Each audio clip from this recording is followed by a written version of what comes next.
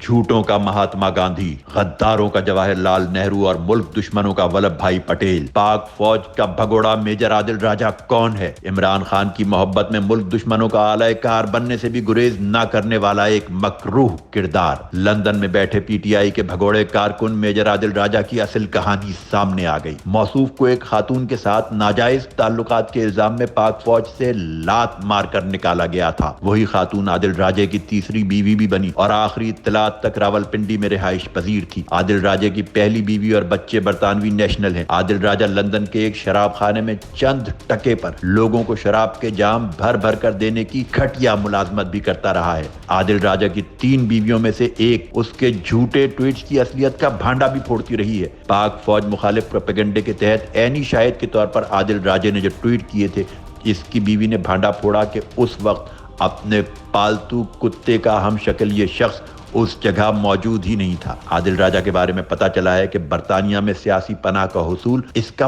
پرانا خواب تھا اور اسی مقصد کے حصول کے لیے اس نے بھارتی خفیہ ایجنسی را کے ہاتھوں میں جھولنا بھی شروع کر دیا۔ ریٹائرڈ میجر عادل راجہ قبل از وقت فوج سے ریٹائر ہو کر لندن میں عیش و عشرت کی زندگی کیسے گزار رہا ہے؟ رقص و سرود اور عیاشی کی محافل میں کس بنا پر پیش رہتا ہے؟ آخر اس سب کے اخراجات کون اٹھا رہا ہے؟ کس کے ایما پر یہ ملکی سلامتی کے اداروں کے خلاف اول فول بک رہا ہے؟ ایک جماعت کی جانب سے پرکشش عہدے کی پیشکش پر اپنا ایمان بیچ ڈالا، جس کا بھانڈا خود اس کے برادر نسبتی میجر ریٹائرڈ عمر زمان شاہد نے پھوڑا۔ ایک نام نہاد این جی او کے نام پر را کی کاسل ایسی میں مصروف ہے۔ یہ پاکستان کے خلاف اندرونی اور بیرونی دشمن کی مذموم سازش کا اہم کردار ہے۔ اس نے پاک فوج کے شہداء کے خلاف ہرزہ سرائی کی مذموم کوشش کی ہے، جس پر ایف آئی اے میں اس کے خلاف مقدمہ درج ہے۔ اس کے علاوہ پاکستان میں زمینوں پر ناجائز قبضے اور انسانی اسمگلنگ کے قبیح دھندے میں بھی ملوث رہا ہے۔ کئی تھانوں میں اس کے خلاف مقدمات درج ہیں۔ یہ بحریہ ٹاؤن میں بھی ملازمت کرتا رہا ہے۔ اس کی نہ صرف ریپوٹیشن خراب ہے بلکہ یہ کہیں بھی اپنے حلیے سے فوجی نہیں لگتا۔ بلا شبہ ایسے کردار